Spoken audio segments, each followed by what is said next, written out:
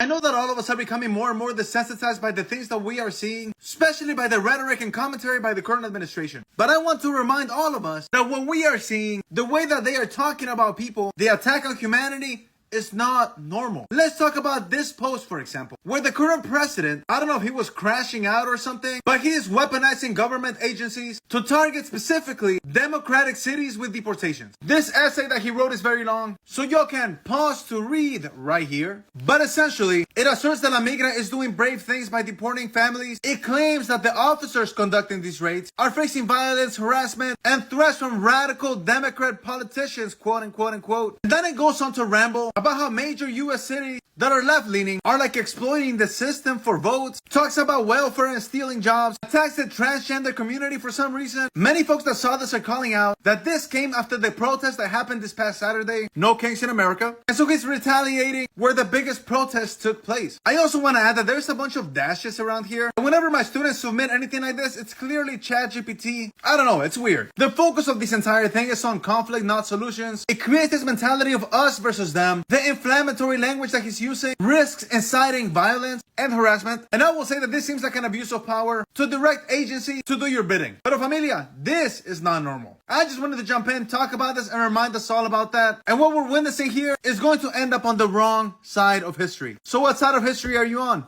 Let us